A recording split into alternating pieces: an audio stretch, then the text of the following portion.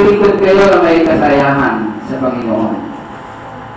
Serve the Lord with gladness.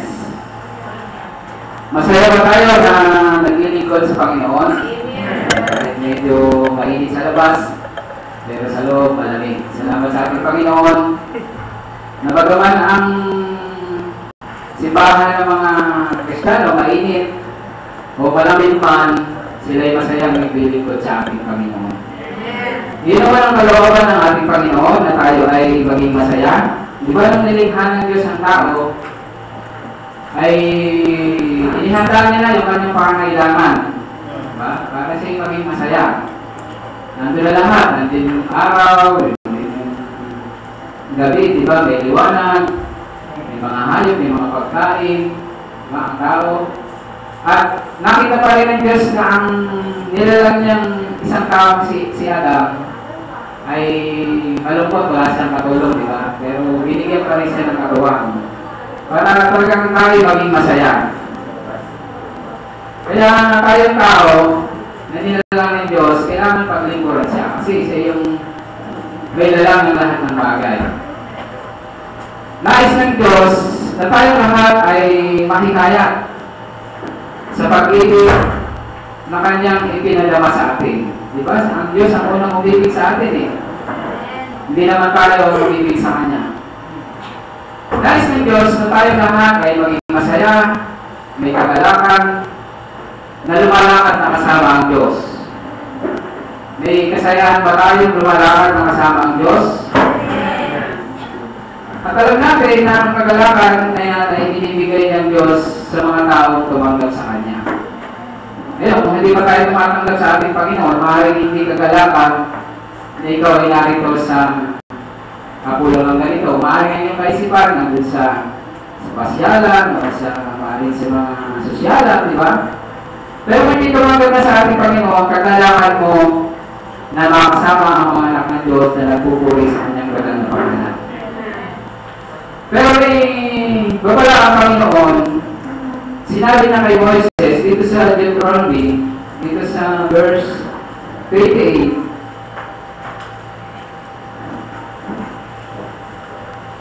may nakakabuklata. Deuteronomy 28:47, kung hindi nakita, pwede niyo basahin. Sabi niya rito sa 28, dito na, nakita ko na. 28. Wala nakita.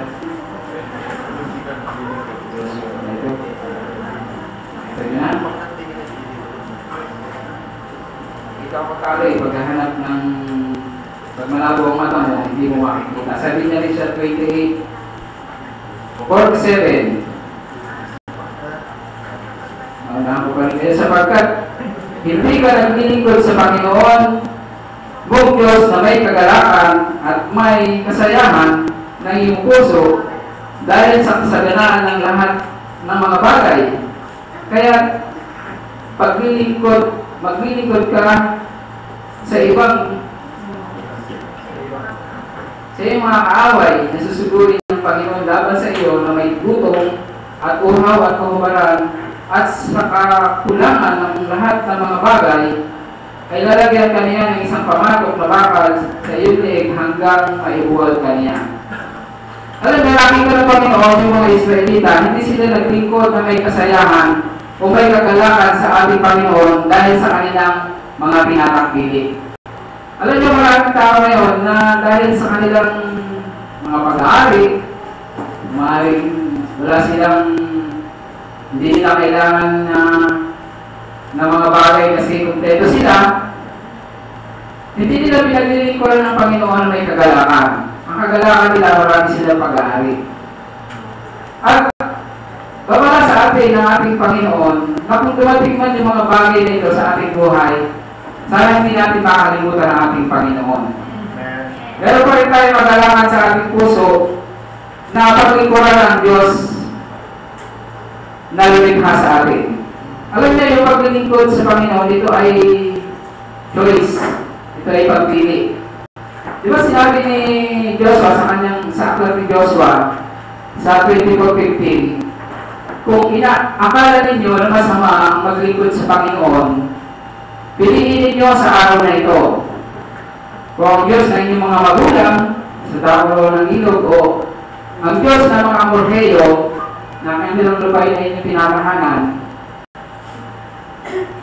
Ngunit kami, sabi ni Jose, ng aking sambahayan maglilingkod kami sa Panginoon. Kaya ang process yung maglingkod sa Panginoon. At kung hindi mo pinaglilingkuran ng Panginoon o ang Diyos, ang pinaglilingkuran mo ay ang Diablo. Sinasabi maliwanag ng Biblia. Kaya kung hindi ang Diyos ang ating pinaglilingkuran, maaaring hindi ka talaga mag-alala na makasama ang mga anak ng Diyos. Maaaring sabihin mo na wala kang kasayahan sa ganito pagkakatipon. Pero alalahanin natin, magalak tayo at masayang totoo sa ginawa ng Diyos sa atin. Kasi special tayo na ginawa ng Diyos eh. Diba ang pagkalala ng Diyos dito sa mundo ito, sa mga salita na siya, magkaroon ng ganito, diba? Magkaroon ng ganyan. Pero hindi sinabi ng Diyos, magkaroon ng mga tao. Ang tao, nilalang ng Diyos sa kanyang sariling pagsisikap, diba? Kumuha siya ng putik, para siyang pater, diba? Yung gumagawa ng parayo. At yung tao ay hinubog niya konting tao. Wala namang kwenta yung tao, diba? Putik lang siya eh. At dahil hiningahan siya ng Diyos sa kanyang butas ng ilong, siya'y naging kaluluwang may buhay. Kaya, magalak tayo at masayang totoo sa ginawa ng Diyos sa atin. Na tayo binigyan ng pagkakataong mabuhay sa mundong ito. At nakita natin yung kagandahang nilinghan ng Panginoon. At kung tayo nagrereklamo, o parati na lang tayong nagmamaktol, na maaaring makikita ng mga tao, mga Kristiyano, yung gano'n yung kanilang mga ugali, paano sila magiging patotoo o mahihikayan ng mga tao na maglingkod na may kasayahan sa Panginoon. Hindi naman sila masaya, di ba? Kaya nawa, magalak tayo na tayo kumilala sa Panginoon.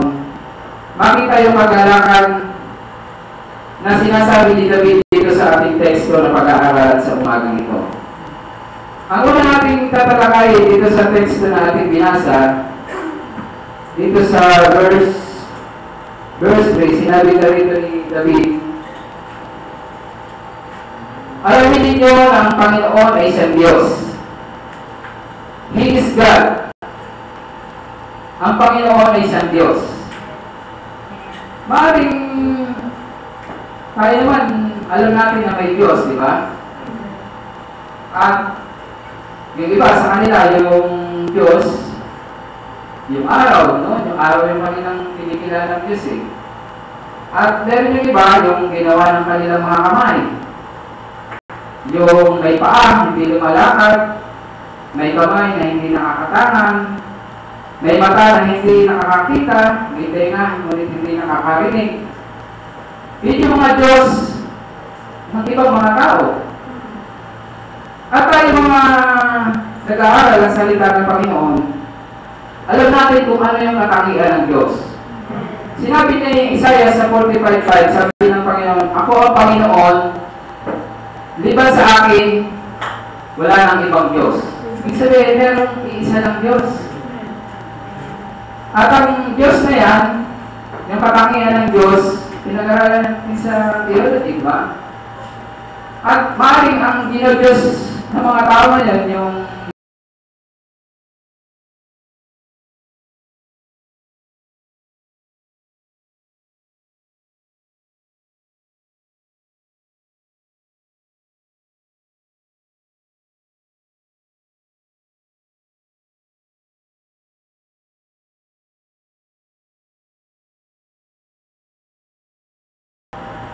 siya'y nananatili sa kanyang sarili.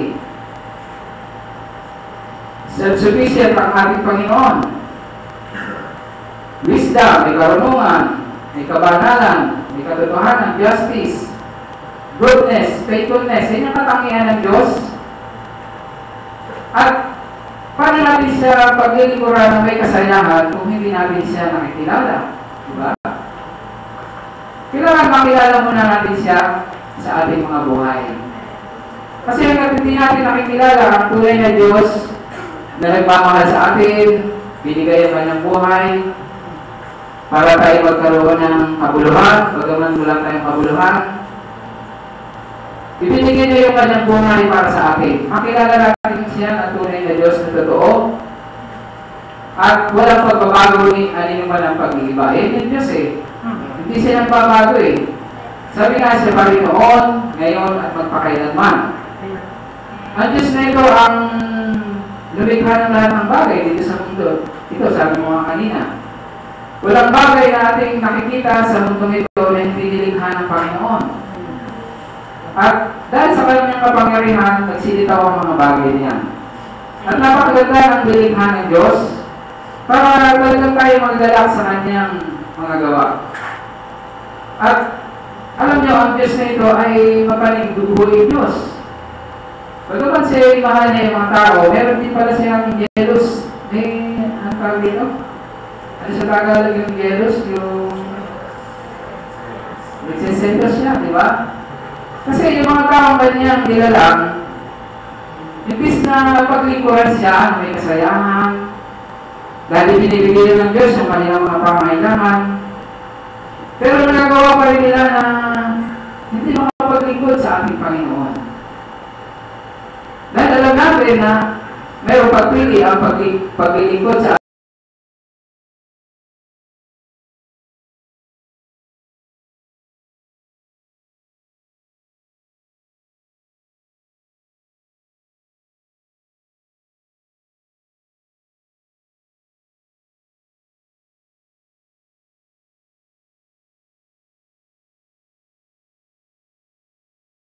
panahon kasalukuyan. Walang Diyos sa kanila. Ang Diyos nila, yung kanyang kayamanan, yung kanyang sarili. Akala niya, sila na yung may-ari ng mundong ito. Diba? At merong hindi talaga naniniwala pa sa Diyos, yung mga komunista, diba? Walang Diyos sa kanila. Akala nila, materialistic lang tayo. Pero tandaan natin, meron tayong kaluluwa, meron tayong espiritu, diba? Nung ginawa ng Diyos ang tao, siya iputik, at hiningahan ng Diyos, naging kaluluwa may buhay siya. Siya tao, naging kaluluwa may buhay. Kaya ito tayo ngayon, gumagalaw, kumikilos, meron tayong pagkatao dahil sa Kanya. Kaya, sabi ni David, maggalak tayo ng maglingkod sa Panginoon sapagkat siya Diyos. Na kung alam natin na siya yung Diyos na naman sa atin, dapat maggalak tayo maglingkod sa Kanya. Amen.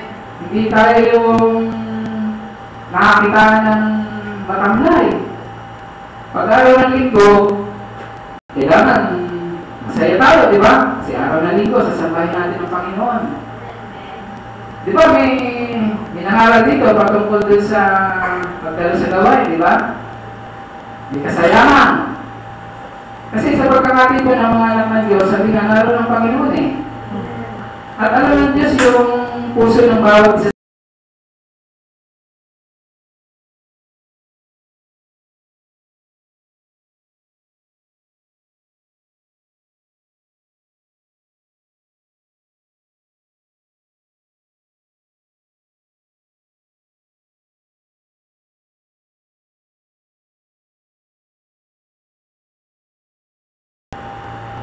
Magkakalak ang totoo dahil mahal ka pala ng Diyos.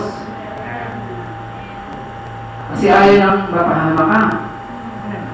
Dahil meron kang kaluluwa na nagkasala sa harapan ng Diyos na dapat ka ng parusahan, pero pinahabagan ka pa rin ng Panginoon sa umagang ito. Kaya kailangan mong lumapit sa Kanya kasi siya Diyos. Siya yung lumalang sa atin. At hinihingi ng Diyos na tayo'y magsayang totoo at magalak na paglingkuran siya sa ating mga buhay. Pangalawa, He is our Creator. Sabi niya rito, siya ang may nalang sa atin. Hindi tayo basta basta na lang lumitaw sa mundo ito. Sabi ng iba, tayo ay sa scientist, nagmula daw tayo sa unggoy. Kapayag tayo doon.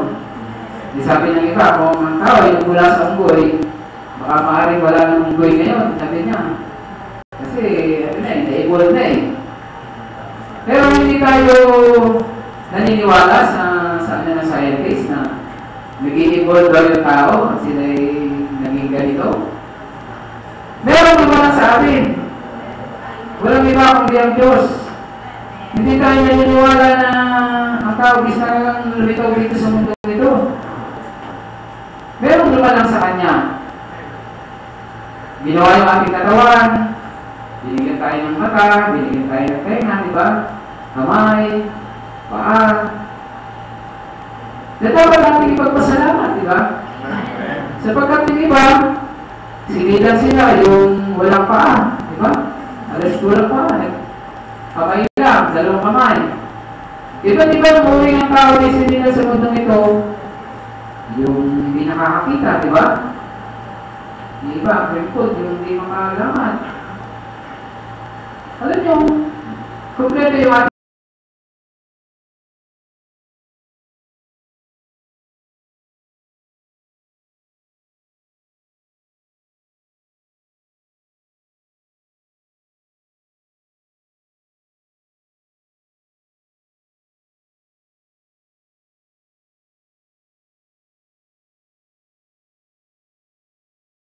pero huwag tayo magreklamo kung ano tayo ngayon. Baka sabihin mo, maitim naman ako. Di ba? Hindi ako mahal ng Diyos. Okay? Tingnan mo yung mga African, may mas maitim pa siguro sa iyo, di ba? At sabihin mo, wala kang ilong, di ba? Nahihiya ka. Sabi nga, kung ano yung nasa iyo, pasalamat mo sa ating Panginoon. Hindi yung puro ka pagre-reklamo, di ba? Sabi nga, kung ano yung nasa iyo, ipagpasalamat mo, yung nakikita mo sa iba na huwag mo tingnan yung mas mataas sa iyo. Kasi kung titingnan mo yung mas mataas sa iyo, eh, may higit ka talaga, di ba?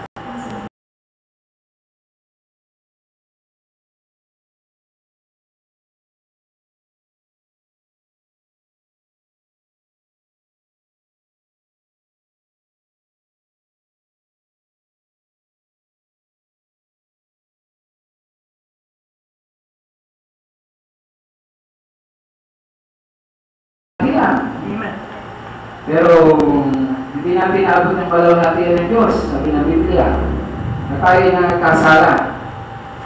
Kaya nga, siya ang may lalang sa atin. Kaya huwag mo sabihin na walang lumalang sa iyo, Diyos lumalang sa iyo, mahal ka niya. Kaya nabubuhay ka sa ibabaw ng mundong ito. Pangatlo, He is our owner. Sabi niya rito yung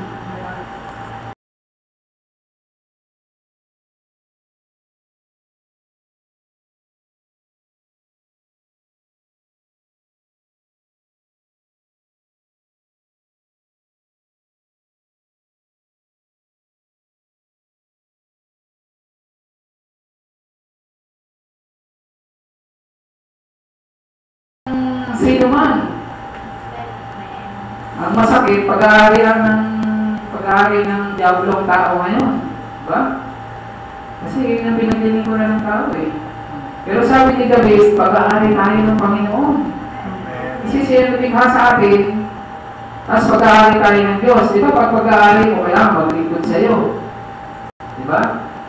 Kailangan sumunod sa iyo. Kasi pag-aari ka niya eh. Siya yung may control sa iyo, pag-aari ka na eh. Pero doon sa ating pinag-aralan kanina, sa Sunday School, tayo yung templo ng Diyos, di ba? Sa 1 Corinthians 6:19 and 20. At dahil nga sa Kanya, tayo gumagalaw at kumikilos. Kaya sabi nga, kung ikikiba niyo ang templong ito, ikikiba rin tayo ng Panginoon. Kasi pag-aari niya tayo eh. Kaya kahanan tayo ng Panginoon. Pero nangyayari, nagiging tahanan ng Diablo ang mga tao ngayon. Yung mga hindi nakakilala sa Panginoon, huwag kayo magalit, tahanan kayo ng Diablo. Kaya kailangan panahanan tayo ng Diyos. Kasi pag-aari niya tayo eh. At hindi natin mako-question ang mga bagay niya kasi yun nakasulat sa Biblia. Pag-ahari tayo ng Diyos. At tayo Kanya. Kaya nga, huwag tayong paalipin sa Diablo. Kasi pagka ang Diablo maalipin sa atin, hindi nang gagalak ng Panginoon. Nalulungkot siya. Kaya kung tayo ay nalaman natin tayo pag-aari ng Diyos, masaya tayo kung pag-aari tayo ng Diyos ngayon. Nagagalak tayo paglingkuran siya dahil pag-aari niya tayo. Hindi na tayo sa ating sarili na kung ano yung gusto mo, siyang masusunod. Pag sinabi ng may honor sa iyo, ito yung gagawin mo, sa salita ng Panginoon, ito yung utos ko sa iyo. Dapat gagawin mo yun. Sabi nga, ang tumutupad ng aking mga utos, yan sabi niyang Panginoon, ang umiibig sa akin ay tinutupad yung aking mga utos. Kaya kung hindi mo tinutupad yung utos ng Diyos, sinasabi mong iniibig.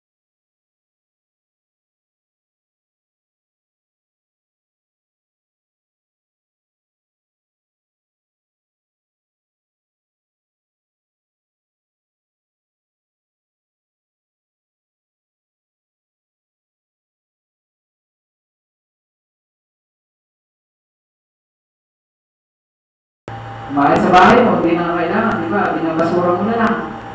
Hindi na kailangan eh. Kaya, kailangan tayo lahat ng Diyos eh. Walang tao na hindi kailangan ng Diyos. At dahil hindi kailangan ng tao ng Diyos. Sapagkat hindi siya nabubuhay para sa kanyang sarili lamang. Yung sasabihin mo, oh, malakas ako ngayon, wala akong sakit. Kapag pinaghahapog mo yung katayuan ngayon, matakot ka kasi mayroong Diyos. Na sino may ari sa iyo, napaka isang araw, nagmamalaki ka, maging kagaya ka ni Haring Nabucodonosor, di ba? Nagmataas siya. Bilang siya isang hari.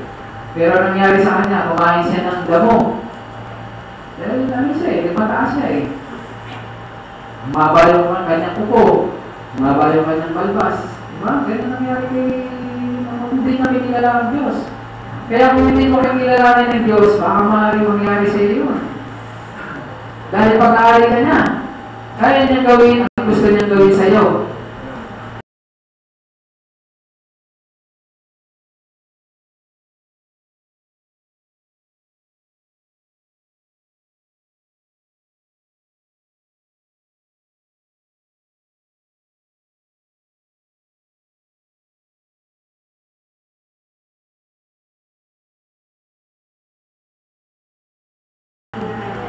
Hindi yung lagi ka na nagmumukmok, di ba? Na Sunday na naman. Maaga na naman gigising. Di ba? Pero, kung nasa puso mo kagalakan na darating ang linggo, dapat handa na tayo. Dapat hindi tayo nalilate, di ba? Sabi nga nung isang nangaral dito, kung may reason naman, yung rason para kamali, alam ng Panginoon. Pero kung ang rason mo lang ay hindi ka nakagising ng maaga, napuyat ka, napagod ka, masakitan yung ulo, talagang hindi ka magiging masaya na pupunta ka sa bahay ng Diyos para sampahin mo siya. Kaya pag-aari tayo ng Diyos. Pangapat, He is our ruler. Sabi na rito, tayo kanyang bayan. Alam niyo yung bayan, merong puno dyan eh. Yung ba yung namumuna? Ayan, may mga mayor, may kapitan. Tayo ay subject sa kanya. Tayo kanyang bayan eh. Ngayon, ang Panginoon, meron din siyang bayan. Sino yung mga tumanggap sa ating Panginoon, yun yung bayan ng Diyos eh. Tayo ang tumanggap sa ating Panginoon. At kaya tayo binilang ng Diyos dito sa kanyang pamilya, meron tayong purpose. At siya yung namumuna sa atin. Baka meron tayong pastor dito na siyang nangunguna sa atin, mahirap mamuna, di ba? Pag ang pinapangunahan mo, matitigas ang ulo, gaya ni Moises, di ba? Yung mga pinangunahan niya, sa yung mga Israeli, sa yung una eh. Napakahirap ang unahan pag matitigas ang ulo. Lagi kang inaukusala, sabi doon eh. Natinag na inaukusala niya si Moises, ang Diyos yung kanilang naririnig ng Diyos yun. Kaya yung ruler natin o yung tagapanguna sa atin, mabigat na katungkulan ito. Kung ang kanyang mga pinapangalagaan,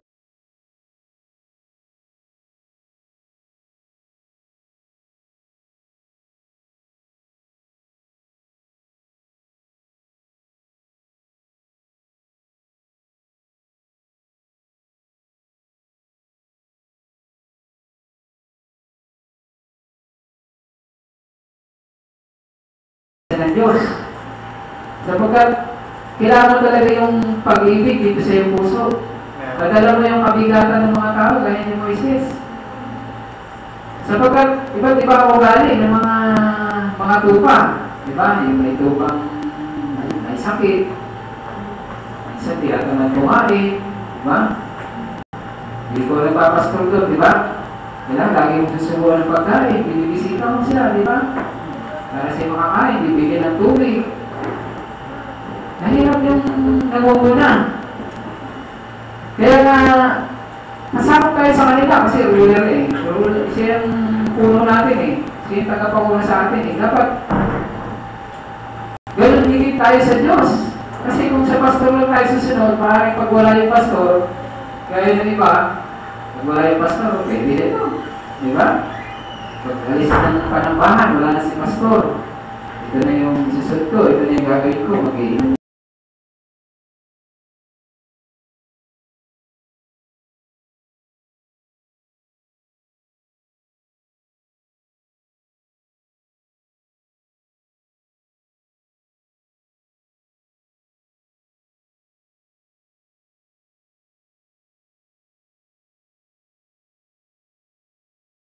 Mali. Dati kong gawin, lagi na lang mali. Diba? Hindi kasi siya. Yung ganun namin din, diba? Samahin kapal. Kaya, kung lagi mali ang iyong ginagawa, patuloy ka sa ating Panginoon. Paayos natin yung ating buhay. Sapagkat, ang Diyos, pinapangunahan niya tayo. Mahal niya ang bawat isa sa atin. Subject tayo sa Kanya. At isang araw magsusuli tayo sa ating Panginoon. Kasi ulan siya eh. Di ba kung sa kapitan, pagka hindi ka sumunod, magsusulit ka sa kanya, maaaring ipakulong ka niya sa mayor, di ba? O sa batas ng tao, pag nangyako, may bukulong ka. Ganun ang Panginoon kasi justice siya eh. Isang araw, sa kanya pangunguna sa atin, kung naging matigas ang ulo mo, naglilipod ka na hindi may kasayahan, maaaring mangyari yun sa sinabi ng Panginoon kay Moises na talagang hindi mo kinilala ang nangunguna sa iyo, ang sasabi sa iyo hindi maganda. Sana hindi na mangyari sa atin. Yung magiging accountable tayo sa ating mga ginagawa, sa ating aksyon. Wala mong nakakita sa atin, makikita tayo ng Diyos kasi ang Diyos ay Espiritu eh. Sabi nga sa sumasalahan ng tao, yun ang katangian ng Diyos. Sa lahat ng bagay. Kaya kung lumalakad ka na inuutosan ka ng magulang mo, nandun yung lagi na lang ako. Hindi nasisiyahan ang magulang natin, lalo pa ang ating Panginoon. Sasabihin mo, bigat naman ang utos ng Diyos. Kasi sabi ng Biblia, ang utos ng Diyos hindi mabibigat kung handa tayong sumunod. Kasi para sa atin din yun. Hindi tayo mapapahamak kung sinusunod natin yung kalooban ng Diyos sa atin. Yung huwag kang makipamatok sa hindi mananampalataya, utos ng Diyos yan. Di ba? Kung ikay-ibig, huwag mong gagawin yun. Di ba? Kung makipamatok ka sa hindi mananampalataya, nagkasala ka sa harapan ng ating Diyos. Merong kabataang ganyan, karanasan nila, bibig sa isang hindi mananampalataya, Pero Kristiyano yung magulang nila, tinatapat yung babae. Hindi ka pwede sa anak mo.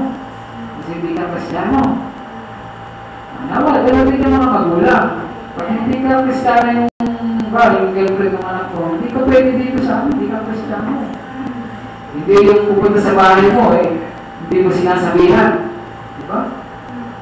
Focus ng vision, di ba? Huwag kang makipamatod sa hindi kabilang sa pananampalataya. Ngayon, kung welcome mo siya, baka sabihin mo ba, gusto ko ng biyanak ko. Pero kung sinabi mo, kung magiging Kristiyano ka, pwede ka sa anak ko. Diba? Kung hindi maging Kristiyano, huwag na lang.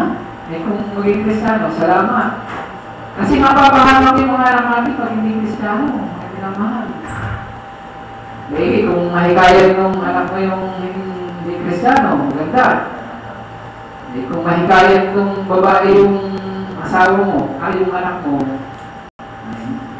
hindi na masaya maglingkod sa Panginoon. Sabi nga ni Moises, ako at aming sambayan maglilingkod sa Panginoon.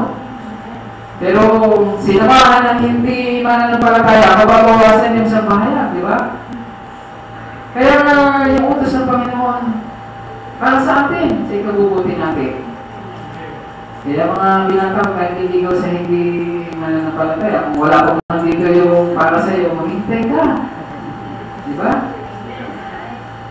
Di magiging Kristiyano pa lang, okay, anak pa lang, di ba? Maganda kasi Kristiyano. Balang niya yung Kristiyano, siya ay sumusunod sa aral ng Panginoon. He is our ruler. Panglima, sabi niya, He is our provider. Sabi niya rito, siya ay tupa ng aking pastulan. Alam niyo, Panginoon, He is Jehovah Jireh. Diba? He is our provider. Siya nagpo-provide ng lahat natin pangangailangan. Diba? Sabi nga sa Pilipos 4:19, at pupunan ng Diyos ang lahat ng inyong pangangailangan. Hindi ba pupunan ng Diyos sa atin, mga minamahal? Kung kinagagalak natin maglingkod sa ating Panginoon. Meron pa totoo na inulan niya Panginoon, nakapasa rin siya sa exam, sa board exam.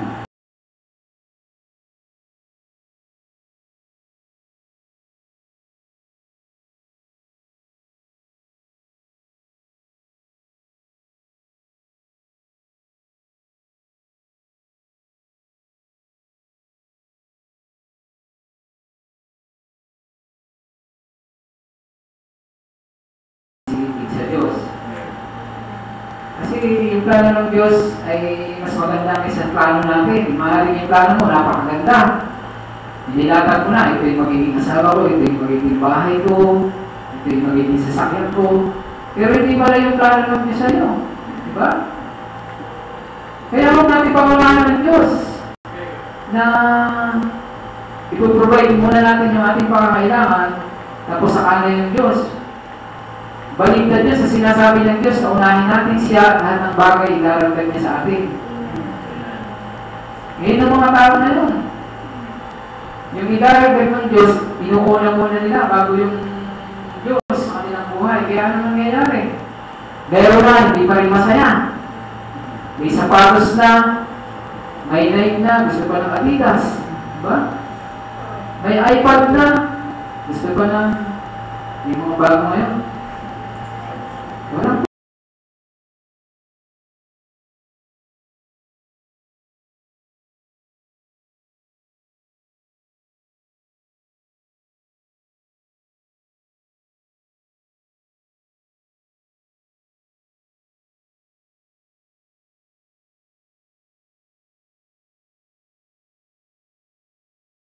Sa langit, bibig niya inuuna.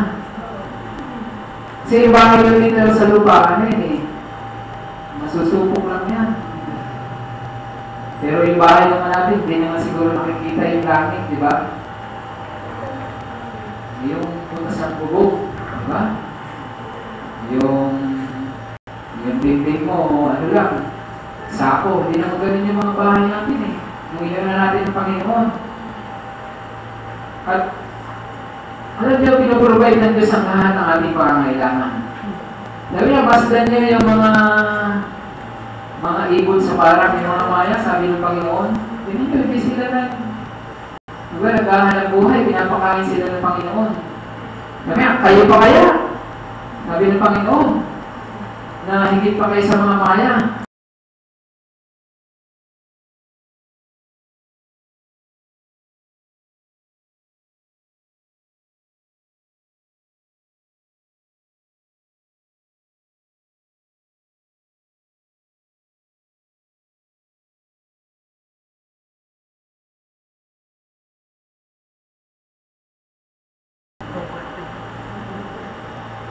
Pero, hindi gano'n ang mga anak ng Diyos. Kasi, anin na araw pa yung binigyan ng Diyos para magtrabaho eh. Diba? Isang araw lang hinihingi ng Diyos. Sabi ng Panginoon, hindi na nakawal niya ako.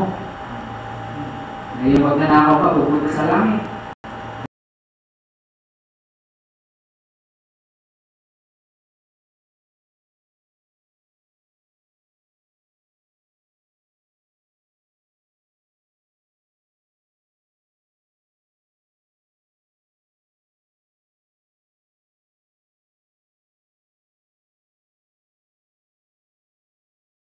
Malapit na salita, karoon ng linggo, parang hindi na nasaya ng Panginoon, di ba? Nag-sermon ka na agad, dapat yung isa-isa, ipagpabukas mo rin, handa mo rin yung sarili mo, nasa pa kasi doon, maging malinis ka. Walang lumabas sa bibig mo na hindi maganda, kasi gano'n ang Kristana mo pa. Mapagpikit siya eh, di ba? Mahinahon.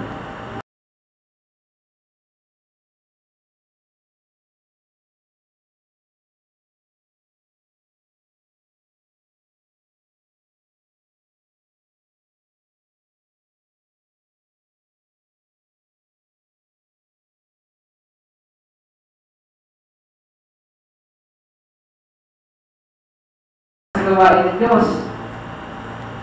Kaya, puprovide naman ng Diyos lahat yan eh. Kung isa lang yung long sleeve mo, marami sa ukay. Marami mong gandang long sleeve sa ukay, yung mga damit, yung pagsimpa. Hindi na kaya tayong gumastos ng malaki. Para lang mapaganda yung ating sarili sa harapan ng Diyos. Kaya, kung ipinaprovide ng Diyos ang ating